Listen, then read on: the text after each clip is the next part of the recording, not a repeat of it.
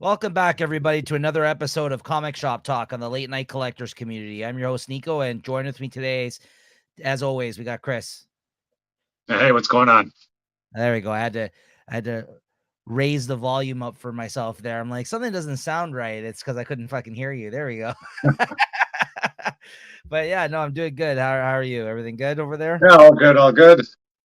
Unfortunately, I'm without a drink here today, so I got a glass of water. I'm sorry to let you down, Oh, Chris. Apparently, we've been hungover this morning, so take it easy. You know, the best cure for that is just to keep drinking, from what I've been told. well, I got a few in me already, so we'll see how today goes. Oh, it's gonna be one of those episodes. All right, Well, guys. not that many, but I think I'm back in business here. Nice. But yeah, welcome back, everybody. This is Comic Shop Talk. This is our weekly. Yeah, cheers, cheers. Well, no, sorry. Whatever. My Why? bad. What'd you say? Well, I got the wrong beer in my cooler. I got the beer sitting out ready for round two, but that's all good. Oh man, yeah, it is one of those shows all over the place here. Welcome back to Comic Shock Talk, everybody. This is our weekly comic book review show where we get together, sometimes have a few beers, and we talk comics and give you our ratings and reviews and thoughts on these things that we read every week and spend money on, sadly. This week, we're going to be talking about the new comics for the week of September 6th, 2023. And make sure you're subscribed to the channel here. You can also go back and check out our archives. You are on episode 93, as I said. We're on the road to 100 episodes.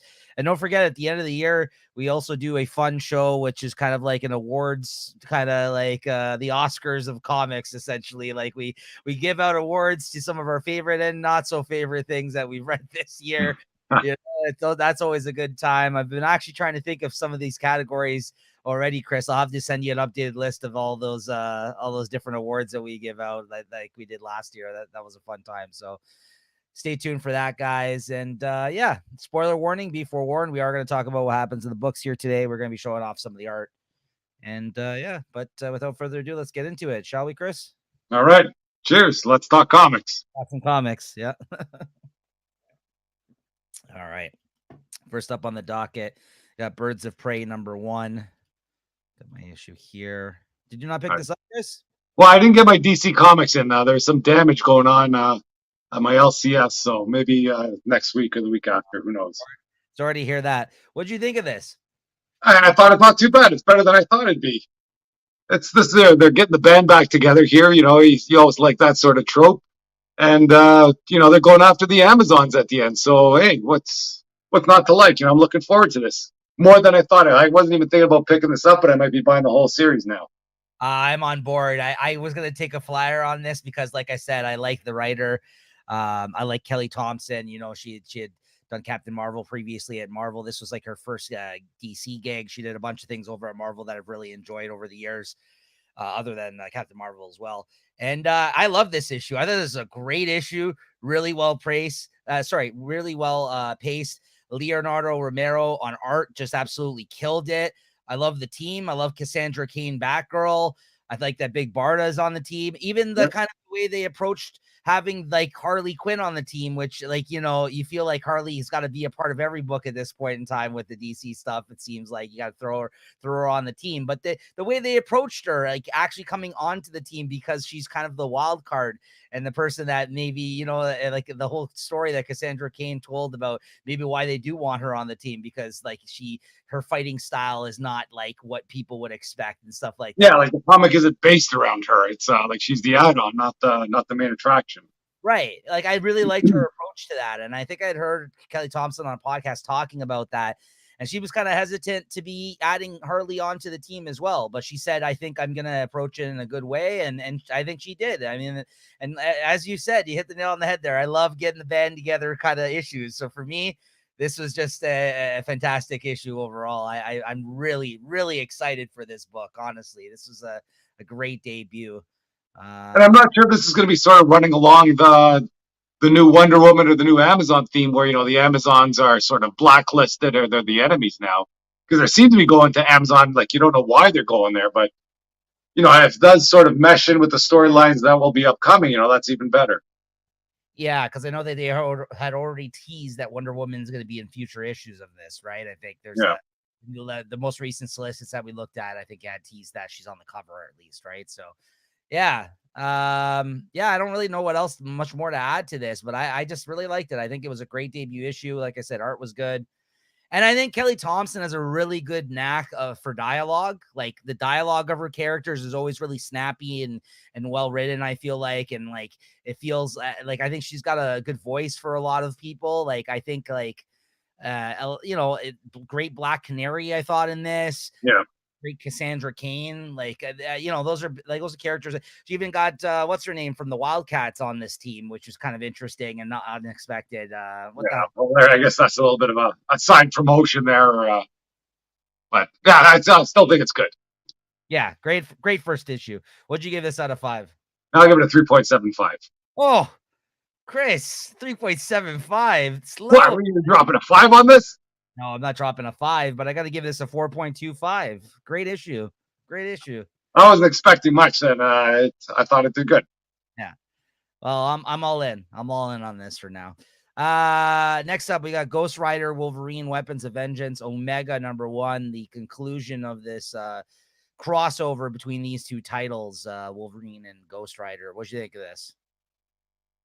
Well, I thought it was pretty violent there but I think these Marvel comics in general have gotten a lot more violent in the last few months.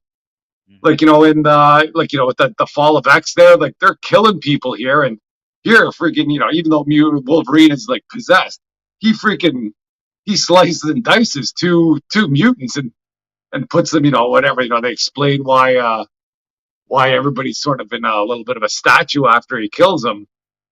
I thought it was okay. I wasn't this wasn't my favorite arc, but at least it was a quick arc, and it's better than I thought it'd be. Let's say, I'll say that much. Yeah, I mean, yeah. I think you mentioned that we talked about it. I think last issue last week, the fact that this was like a weekly or semi-weekly event that only went for 4 books between the two titles. Yeah. I think, yeah, get in and get out. It's not the best thing ever, but it also was entertaining enough to have us read it. I'm happy I didn't buy into it, getting all the issues. I kind of just read this one digitally, so I was okay with that. It wasn't bad. It had some interesting moments. It had some good art throughout, but I don't think I'm going to be talking about this. This is going to stand the test of time where I'm like, what's one of my favorite Wolverine stories? This one, no, but I think, I know. It's a good representation, I think, of like these guys teaming up from back in the 90s, right? Like, I mean, they tried. I have a lot of the Weapon X helmet back in there. Everybody's sort of, whatever, lying in those pits, in those vats there, or whatever they escaped from. But I don't think quite hit the mark. Let's say. What would you give this one out of 5? Do you think? Yeah, I would have to hit this with a 3.5. Same, 3.5. I would say that about the whole crossover, to be honest. Yeah, that was okay. It was interesting, but I don't miss not buying it. Yeah.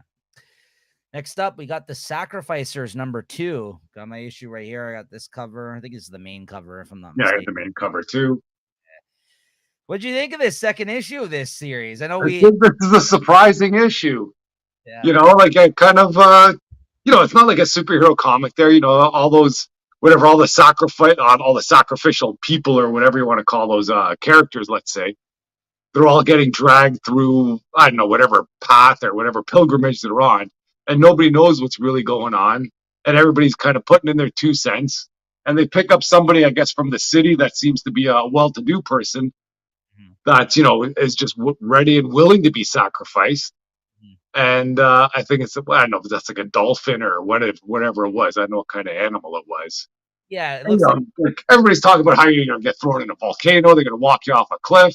This one's, oh, don't worry, we're going to paradise. And you're like, what? You don't know who to believe. And then the pigeon there, the pigeon seems to be the voice of reason, saying, hey, everybody, we just don't know.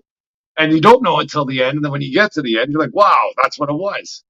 And I don't know if you want to talk about the end there, but I thought that was a surprising ending.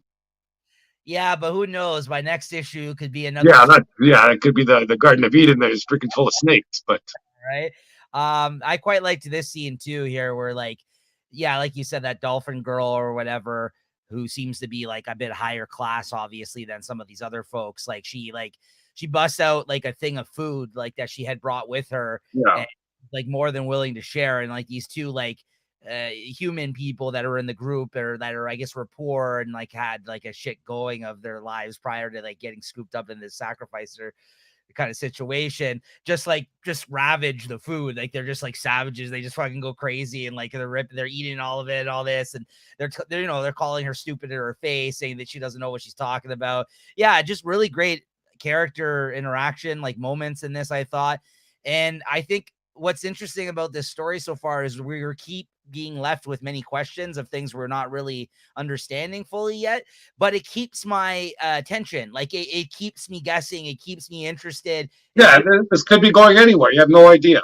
Yeah, it's really well done. And the art is sick. Like the art, Max Fiamara is killing it on this book. I mean, listen, if it was like a writer I wasn't as confident in other than Rick Remender, maybe it would lose me by now because I would be like, I don't even know what this is. But he's got a lot of goodwill for me in terms of like a lot of the books I've really enjoyed of his over the years. So I'm in for this. This is very interesting. This is the ending here. Yeah, it looks like they've been brought to like it's like you said, some like great garden, like some great place, like they promised. But I guess we'll see what happens. That's kind of where they left off. But whether or not that's the truth, that they're seeing what they actually think they're seeing, or like you said, if there's some other shit going on there, who knows, right? But you know, I'm along for the ride. It's very interesting stuff. Yeah. I'm down for it. Yeah. What'd you give this? No, I'll give it a 4. I thought it was great. Game 4. Yeah. Next up, I got Red Room Crypto Killers number 4. I don't have the art for this title to show here today, although the things that are in this fucking issue, I don't honestly think we could even get away with showing it on YouTube, so probably better off. This is the last issue of Red Room. There was Red Room and then Red Room, I forgot what the second series was called. There was 3 4-issue miniseries essentially came out for a total of like 12 issues that have come out with Red Room. And this is the last one. This is the 4th issue of the Crypto Killers, the last installment, let's say, in this in these miniseries. And like this issue was fucking like super depraved. Like it's like, honestly, like what a issue to go out on, because like as a singular story, this one is pretty fucked up, the shit that happens in this one. Like, I don't know. So it has a lot to do with like abduction of people, and then they abduct this woman, and it kind of like, you know, like the sex trade type shit. They kind of get into a little bit of that kind of seedy underbelly of shit that goes on, but instead they abduct her, and then they do all this like crazy plastic surgery on her to like give her like the hugest breasts like anyone's ever seen, and like all this other shit. And you know, and then they keep her locked in like a crate in this. But like during the time that she's locked in the crate, like you see like there's like hands and arms just coming out of random places. So it's just, so like you're like, the story starts off and it doesn't even feel like that's a story they're going to be telling you, although you get introduced by this person in the crate at the start, but you can't tell who this person is or what's going on there. And then as the story kind of goes on, you find out that ends up being her, and then this woman that you meet. And, you know, let's just say by the end, she gets some sort of redemption of some sort, like through her abductors. But yeah, I guess they're just trying to show you, obviously, like that he's taking a real life crazy thing that does happen in the world, very dark subject matter, and then also kind of implementing that into this whole Crypto Killers, like this whole thing about snuff film type shit on the internet, right? So it's not for everybody. It's not for the faint of heart. Even me at times, I'm like, this is pretty fucked up, this book. But I'd be lying if I said I didn't enjoy it, because I did. But at times I'm just like, where is this story going? Like I was actually surprised that this is the issue he decided to end on, because I would have been happy with the last issue that he did, where he did this whole Quentin Tarantino-esque type character that was involved with the snuff film stuff. And then this was a weird story to go out on, I thought. But like every issue's kind of been more like a one and done type of story. So there really hasn't been any rhyme or reason to them. There's been a through line of this world and characters throughout some of the storylines, but this was just like a one-off to end off on. And it was honestly one of the more depraved issues, I think, of this series. So I don't know. I got to give it a 4 out of 5. It was well told, though. The art was good. It is really fucked up. It had me questioning if I should be reading it at some point. Yeah, so that's honestly the highest compliment you can give to a book like this. I'll give you that. So Yeah, I know you read a couple of issues too. Yeah, it's some bad stuff, but it keeps on bringing you back though. Like, Yeah, it's weird. All right, so next up, I got Justice Society of America 6. Not much really to add on this one. This one was kind of interesting. It tied together Jeff Johns' other series that he had just finished writing. He did a mini series on Stargirl, and I think it's called like The Lost Children or something like that. That Stargirl stories. So that was like a 6-issue miniseries. So I think that just concluded. He tied that into his JSA here because, of course, like Stargirl is a character of the JSA as well. And he kind of tied in the conclusion of that miniseries into this JSA series, explaining the fact that she has brought all these other lost children that somehow got lost through time of the DC multiverse type shit and forgotten about, and maybe even just written off because DC was trying to write off certain characters back in the day.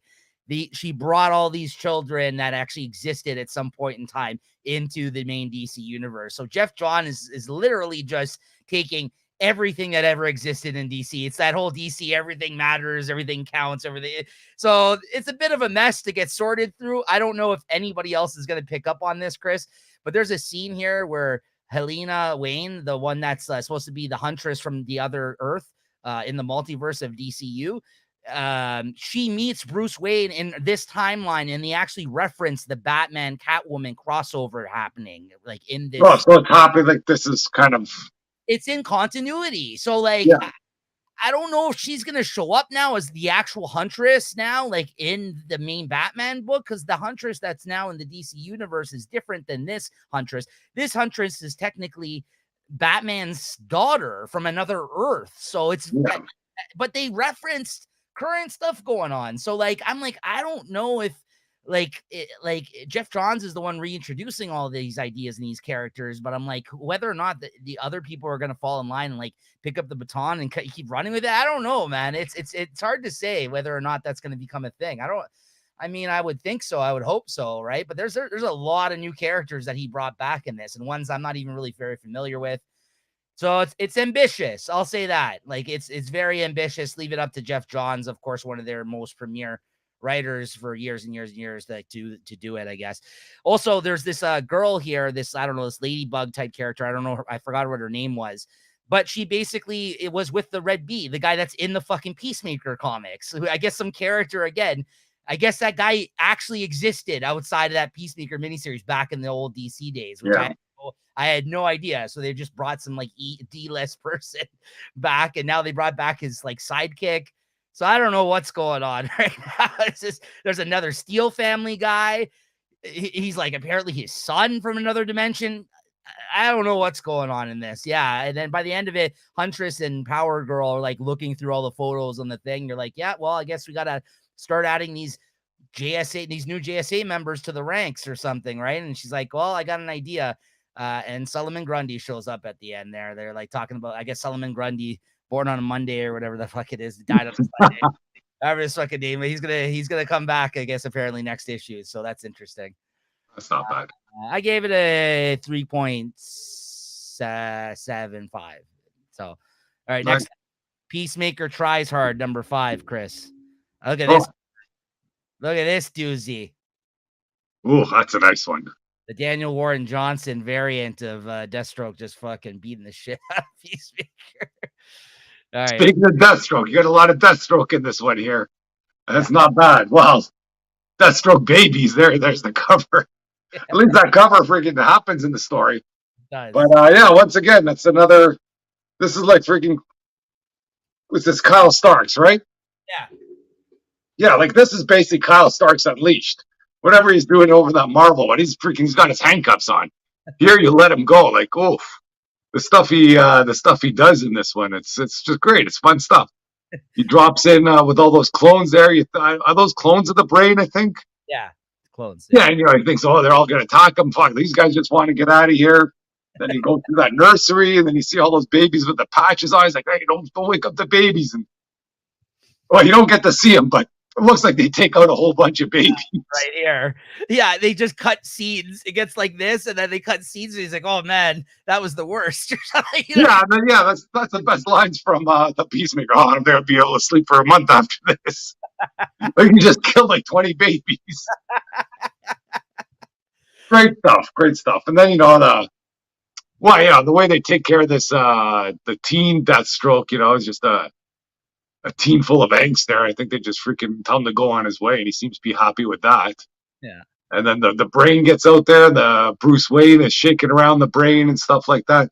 I just didn't like the ending of this when I was looking through it over again. I thought they'd have a big, better bad for the final. I imagine next one's the final issue, right?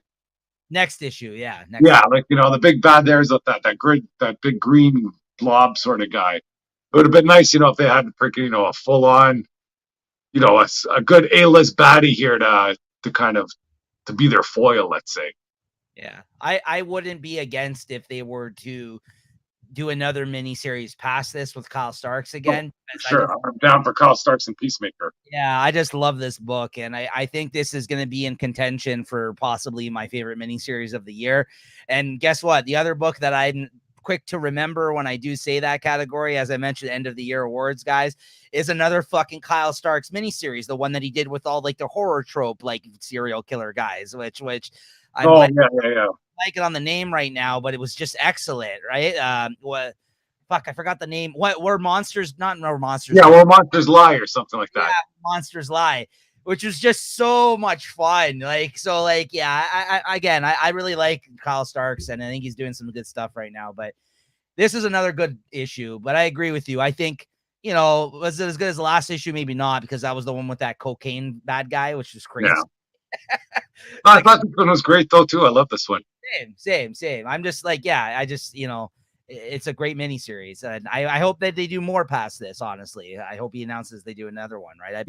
Kyle Starks was doing an ongoing Peacemaker. I'd be down for that 100%. Same. And I mean, I mention this all the time. If you guys liked the TV show, check out this book, because I think it's very closely aligned with the tone of. Like it's a no-brainer. If you like the show, check this out. Even if you didn't watch the show or like the show, I'd say still check it out. But if you like the show, for sure, check this out, because you're gonna like this. Like it's in the same vein. What'd you give this out of 5? I give this 4 for sure. Okay. Yeah, good stuff. Fantastic Four 11, Chris. You read this one? Yeah, I picked up the copy. I just thought it had a cool let's take a look. Hold on. What's that? Human Torch cover. Oh yeah, very nice. But of course, Human Torch has nothing to do with the story in there.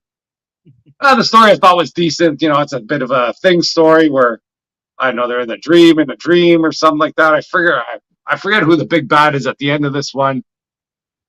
But yeah, he's gotta make friends with the dog that he didn't seem to like so much. Yeah. I don't know. I didn't really know what to say for a Fantastic Four though issue. This would be a good Ben Grimm sort of. If he was running his own series, this would be a good story for that. But I don't know if the previous issues had each one of the Fantastic Four kind of fighting whatever they're doing in there. But it was a good story for what it was. I mean, that's kind of been Ryan North's run on this series. I think they're mostly all one and done science kind of adventure type shit that's going on every issue, or mysteries, let's say. This is actually one of the ones I actually like. I haven't liked every single one of them. I've been very on the fence about whether or not I've liked this run overall. This is one of the few that I really enjoyed, actually, though. Like, really liked. I kind of thought this was kind of a neat way, like him waking up and having that house fall down the whole time. I thought was really interesting. And then I also kind of liked, like, later on when he actually snapped out everybody else out of it. They all came out of their rooms respectively from their own dreams that they were in. And the best Johnny Storm's like, what were you guys? You didn't see Emma Frost and yeah. Like, there was Johnny's was just, he was hooking up with all these women like in his dream. He was distracted. He's like, what happened to Emma Frost? And and I think he said like 2 women, like there was like multiples of them or something. Enchantress and Enchantress. Yeah. There's a second Enchantress. Yeah. Yeah, this guy. I forgot his name, but this dude is the dude that kind of put them under this spell kind of thing. And Well, I thought that was like the second fake out. no, it was actually him by the end. He had two. You're right. He had two versions of it though that he kind of he implemented in their memories, right? Two versions of himself. So, yeah, it was fun. I liked it. Yeah, wasn't too bad, but what are you gonna do? What'd you give it? I give it 3.5. I give it a 3.75. Next up, we got Batman 137. I got my issue here somewhere. There we go. All right. What'd you think? I don't know. I'm a little worried about this Batman war here. I thought it was a lot better though with with the art inside there. Of course, it's that with George Jimenez. Yeah, Jimenez. Yeah, that's freaking it's kick ass in there. Yeah. But just like the whole plot there where they don't want one, or Batman's against them, and kind of a bit of a civil war or something going on in the Bat family. I don't know if I'm down for that too much, but I don't know. I've seen some solicitations, some good things going to be happening, so I'm still in on this though. I mean, I'm in on it just because I'm in on Batman. I like this scene. This scene was good. Yeah. That being said, and I think I spoke more highly of the setup issue than you did at the time because you're like, I don't buy this whole concept. At the time, I thought the way they kind of set it up, I was like, you know what? That's interesting. It does make you think. But then seeing it actually play out in this issue, I was just like, yeah, this is real, like open and shut. Like this should not be happening. You know what I mean? Yeah. Like, yeah, it's different once it actually it's time for them to actually explain like how this is all working. It is very ridiculous. Like there's no reason for the Bat family to be fighting him over this. Like I'm just like, so I don't know. I'm with you in the sense I really actually think this is not that great of an idea now.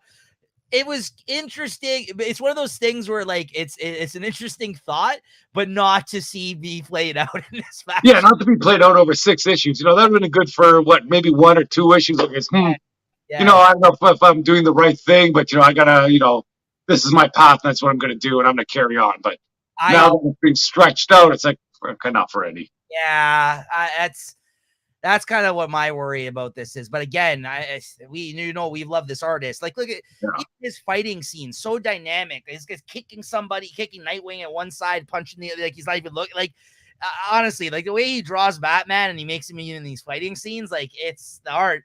Thank God for this artwork. I gotta say that. Yeah. And then with that fake hand he has now, I think there's some gas in there or something. Like, does he spray out some mist or something to make him look more ominous? I don't know. Yeah, I don't mind that. Yeah, I mean, there is some good fighting scenes in this, but again, it's like not Ra's al Ghul, fucking what's his name shows up at the end, Vandal Savage, right? So yeah, I don't know. I don't know if this whole concept really has as much legs as I had thought previously, honestly, because in that first issue I was like, oh yeah, that's an intriguing idea, and then like in this one when you seen it played out, I'm like, this is so stupid. Unless they can turn whatever you think's going to happen upside down on its head, which is what I'm hoping, and it looks like there's some big things going to be happening, so yeah, I'm still down for it. No, I'm down for it. I have to retract my previous feeling of like being, you know what I mean? Like, oh yeah, this is great. And then like this one, I was like, I don't know. Yeah. As great as I thought. What'd you give this? I'm gonna have to give it a 3.5. I'll give it a 3.5 for the art. If not, I was probably gonna give it a bit lower, but I'll give it a bump because of the art, because the story itself isn't wowing me. But I'll give it a 3.5 based on Jimenez's art. Next up, I got Shazam number 3. Where did you leave Shazam before he fell asleep? I remember. Yeah, he was getting the gods were messing around with him. That's what was going on. Yes. So we found out in the first 2 issues before going on hiatus after 2 issues for 2 months there. With Night Terrors, that basically all the gods behind the scenes, who obviously as Shazam can attribute, I guess, some of his powers to, but not maybe these ones specifically, They're all going against him, I guess, behind the scenes and screwing with his mind, like making his personality come out. Like he has violent outbursts, and like he's coming off like a dick to folks, and he's not able to control his emotions, I guess, essentially, Shazam. So, yeah, I was kind of pushing his buttons, let's say. Yeah, so all that's been kind of going on behind the scenes. You get a little bit more info on that in this, and we kind of check in also on that. There's that whole thing.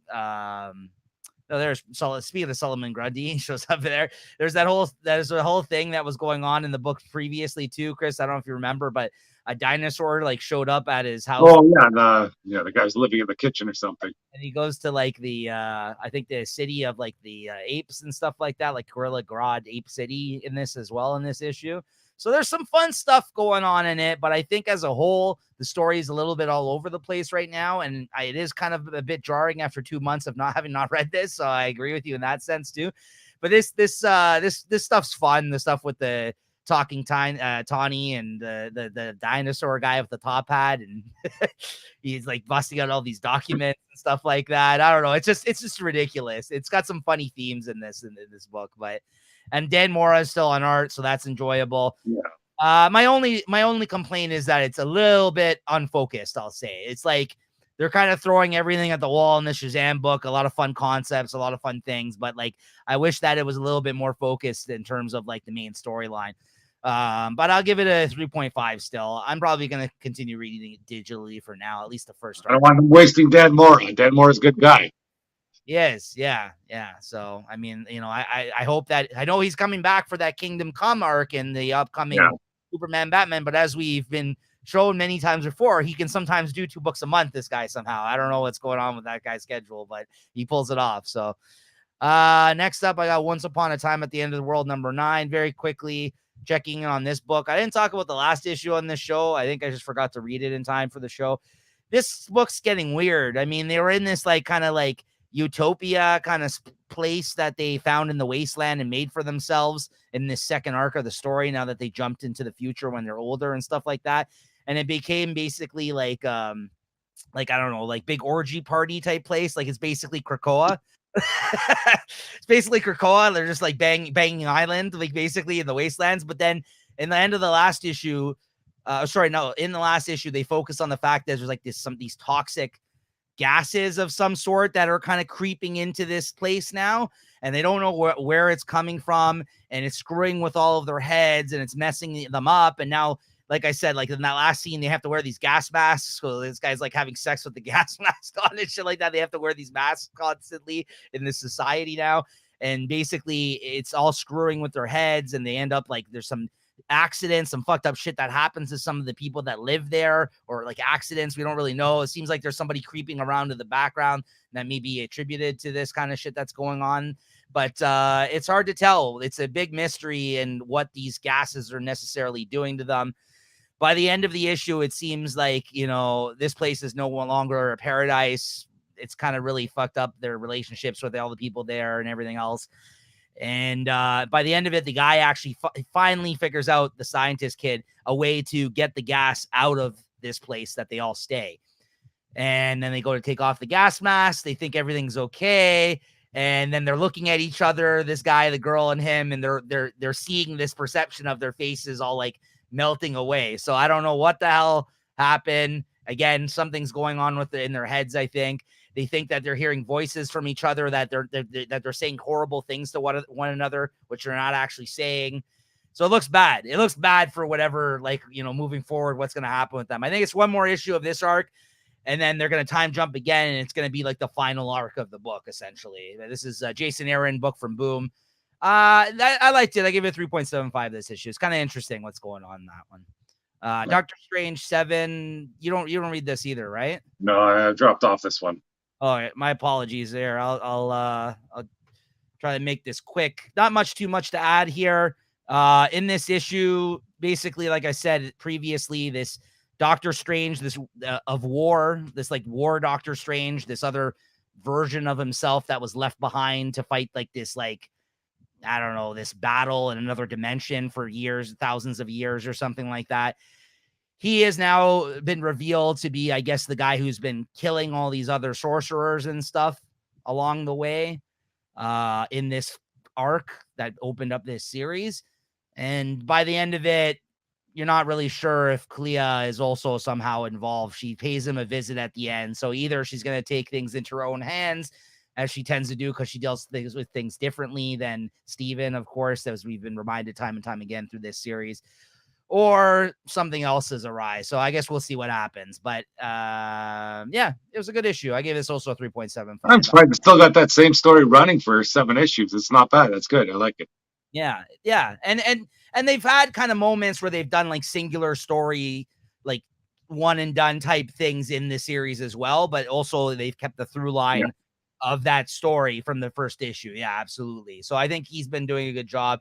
I wouldn't be surprised if this goes like 10 issues again, though, because the last one was 10 issues that Jed MacKay did too, as well, with Clea as a Sorcerer Supreme.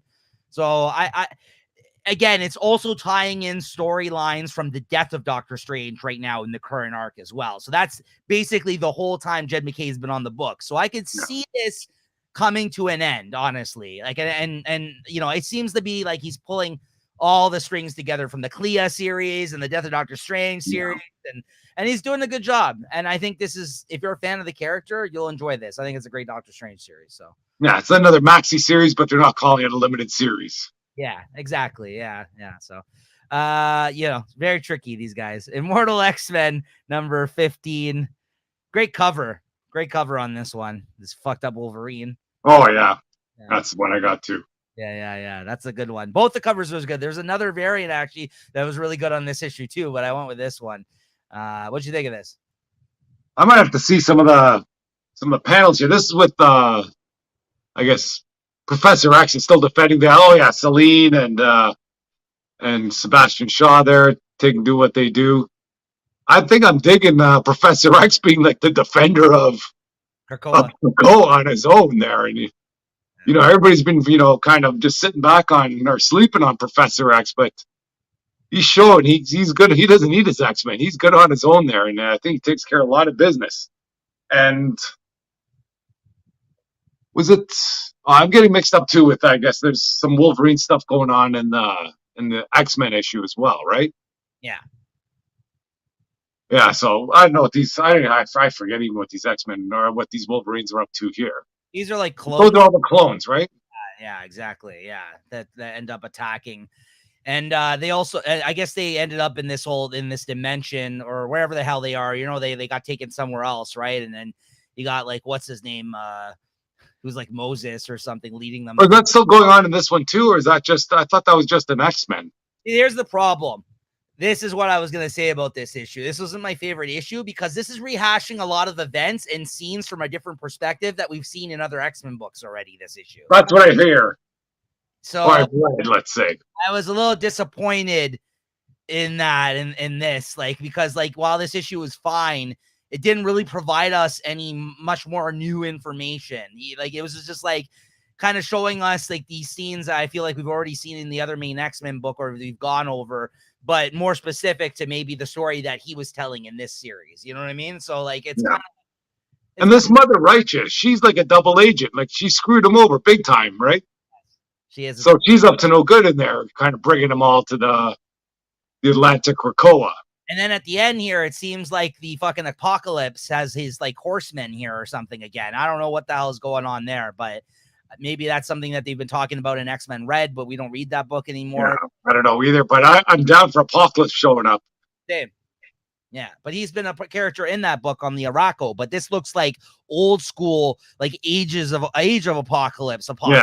Here. And he's got like the, he's got Jean Grey on a chain there and shit like that, right? So like, I don't know what's going on there. That was kind of I know what's going on there, but he's going to unleash his freaking wrath on Orcus, and I'd love to see that. Same. Yeah. So what would you give this? I'll give it a 3.75. I gotta go 3.5 on this one. It was fine, but I feel like like that's like the follow-up to the last issues of these ones were so good.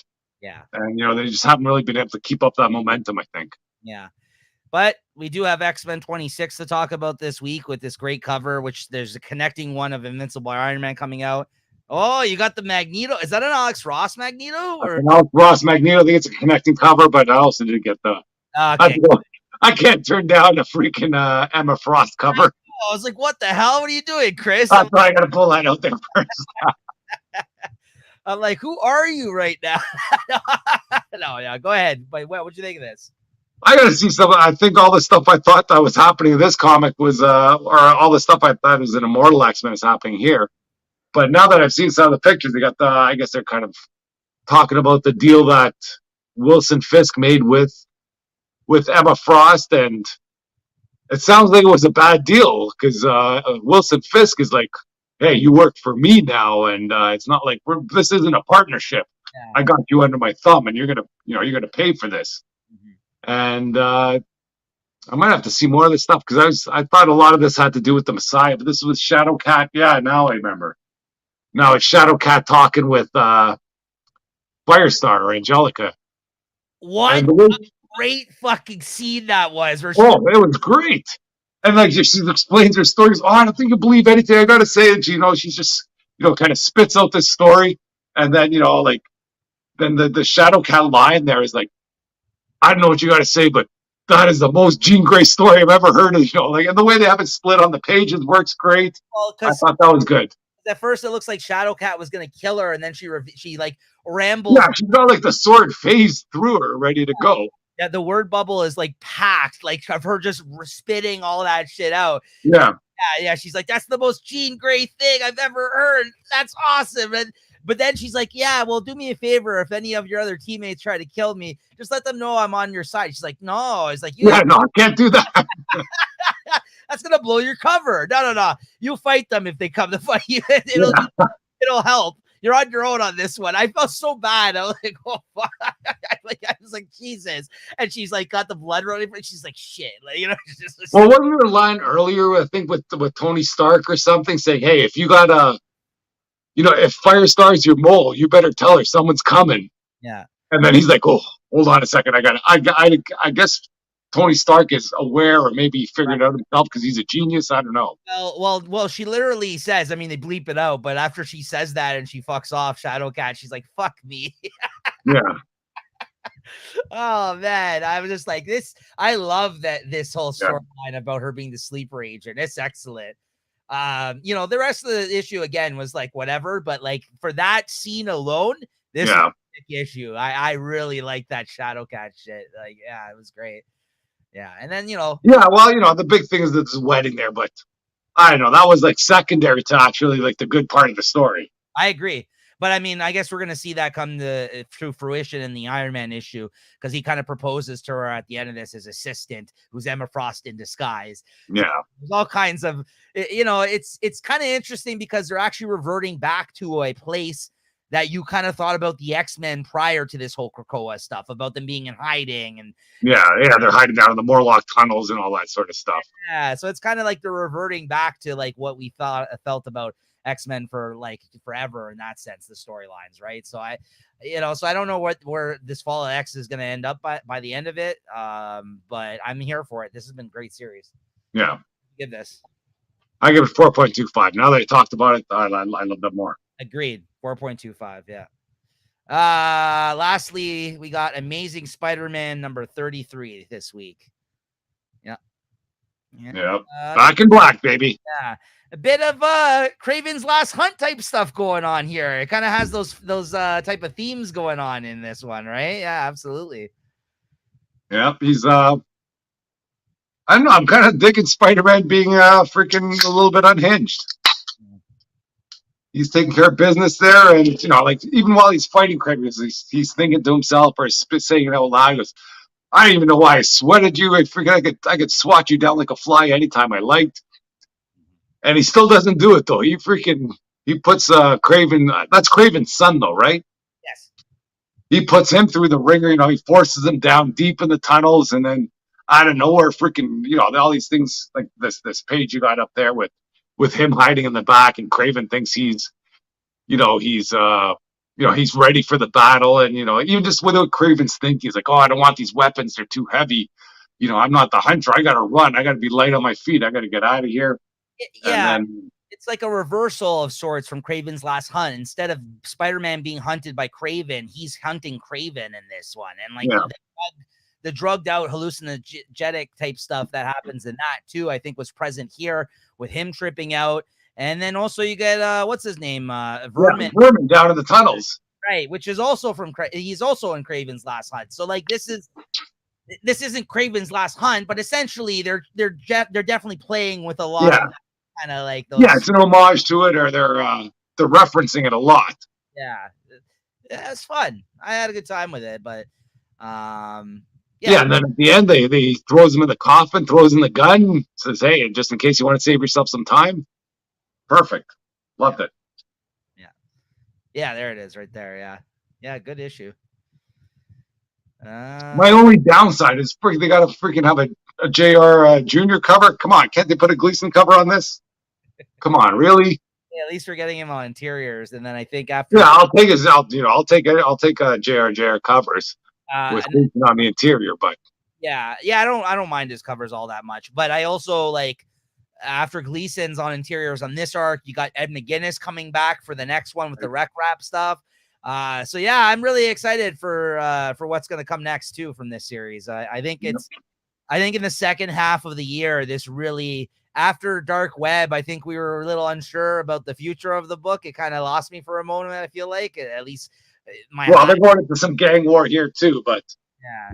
I think JR he's good for the gang war at least, because in that one issue there where they had the wedding, that suits his style. Absolutely. Yeah, absolutely. So what'd you give this? I'll give it a 4 though. It was good, but I don't think it was super great or anything. I give it 3.75. Yeah, I enjoyed it, but I don't think it's been as good as the lead-in issues to this so far. But interesting stuff going on. All right, well, that's going to do it for what we read this week, guys. Yeah, pretty good week, actually. Not a decent week. I think. This is pretty good. But what are you looking forward to reading next week, Chris? Next week looks like a bit of a light week. I think we got Daredevil 1, Hulk 4, Venom 25. We got the Batman and Robin #1. Not sure what's going on there. I think that was just more of an art germ cover. I'm probably going to be reading that Children of the Vault, X-Force. I think I might be down for X-Force. I might be putting that on my pull list. And I think they have the Gotham War something. I think there's like some alpha issue or something. I don't know what's going on there. Yeah. Small week for me of picking up issues. Anyways, yeah, Batman and Robin 1, like you said. I got Batman Gargoyle of Gotham coming out next week too, which is gonna. Is that the Grandpa guy or something? Yeah, Raphael Grandpa. Okay, I think I got that too. I didn't know it was coming out next week. That seems like that's gonna be something worth checking out. Honestly, I'm really excited for that one. Got the return of Creep Show with Volume 2 through Image Comics, which it was kind of a fun horror anthology. That Creep Show Volume 2 #1 comes out next week. Daredevil #1. So yeah, I'm looking forward to that. And I think that's it in terms of like my actual issues I'm picking up. Only a few, but then like you mentioned, there's gonna be some X-Men books I'll probably read digitally. And let me just see what else here is coming out. No, nothing from DC. Maybe Marvel. Yeah, I think just the X books really that you had mentioned are things I'm gonna check out from Image. Oh, Call #2 comes out next week. Also from what's her name? Kelly Thompson, Image series called #2. What else? Oh, Enfield Gang Massacre #2 comes out next week. That's the Western. That's told you about that earlier. Yeah, that was really the first issue, so I'll definitely check that out. Sorry, I missed this one. I'm also picking this up. Fish Flies #2 by Jeff Lemire comes out. Coming out next week. Yeah. So that I'm also picking up. I just didn't see it on my list there. And I think that's about it. I don't know. Avengers Inc. #1 comes out next week. I'm gonna read that one digitally. That's I can give it a read digitally, I think. Yeah, that's Al Ewing. That's the one with the Wasp, and they have like some sort of detective agency thing or something. Yeah, the covers look interesting, and let's see what it's about. Yeah. But yeah, that might be about it though. Venom comes out. I think you already mentioned that, right? Yeah, Venom. It's Venom versus Doom. Oh, I might check this out. There's a Werewolf by Night issue comes out next week, which is a one-shot. That might be fun. Okay. Yeah. That's about it. That's not the What If though, is it? No, it's just no, I don't think it's a What If. There's the What If Dark Spider-Gwen reprint. That's a reprint already come out. Yeah, it's just a Werewolf by Night #1 here, it says. I think it's just a one-shot. Let me just see here because now I'm kind of curious. Oh yeah, I'm definitely checking this out. What's her name is in this? Fucking Elsa Bloodstone. I love Elsa Bloodstone, the Monster Hunter. She's in this issue, so I'm gonna check this out. I like her a lot. It says an unholy alliance in the shadows of Black and White Night. Jack Russell races to halt the sacrifice of a young girl at the hands of monsters. Also, Bloodstone and all her colorful monster hunting glory isn't far behind, but can they put their differences aside long enough to save the day? Yeah, so I'm in for this for sure. It's a one shot. I'll read it online if anything. So yeah, They could have thrown that Elsa Bloodstone in that Wolverine and Punter, Wolverine and Ghost Rider little soiree there. They could have thrown it in there somehow. they could have. Yeah. Actually, it's funny. We've been talking a lot about Kelly Thompson here tonight because obviously Birds of Prey I mentioned came out and the other stuff that I mentioned about her. But she actually wrote an awesome Elsa Bloodstone. She had a Jessica Jones series that she did, and Elsa Bloodstone showed up in that. And she like just cursed like a sailor in that one. Like every second word was bleeped out. Like she kind of just made her like this like British like chick who just swears all the fucking time and just shoots the shit out of things. Like it was, I don't know. Like I really liked her version of Elsa Bloodstone that was in that Jessica Jones series. So that's kind of what made me a huge fan of that character. Actually, it's probably Kelly Thompson. So there you go. Okay, Chris, favorite book of the week. Oof. For me, oh, you go ahead if you want. I'm telling you, I think it might have to be Sacrificers. It's my second. If it wasn't this book, it would be Sacrificers for me as well. But honestly, for me, it was Birds of Prey #1. Like you said, getting the band together. I love that. I have hope for this book, this title. I like Kelly Thompson. I like the artist on this. Birds of Prey #1's got to be mine this week. But if it wasn't that, it'd be Sacrificers as well. Yeah, it's just a really good time. I don't know how to explain it. It's a good book. Yeah, like it shouldn't be good, but it is. Yeah. Well, that's when you're actually a good storyteller. I think you can catch audiences, right? So yeah. There you have it, guys. Good week. Yeah, decent week. Honestly, there's a few books I really liked this week. So looking forward to more. But for both these series, it's actually good to see a #1 and a #2 that are actually ones that we're talking about and enjoying so much. Like, it gives you hope. So, all right, guys. So that's gonna do it for this week on Comic Shop Talk. We will see you next week. As always, thank you for tuning in. And thanks a lot to Chris as always as well for joining me. All right, cheers. Thanks for having me again. Later. Later.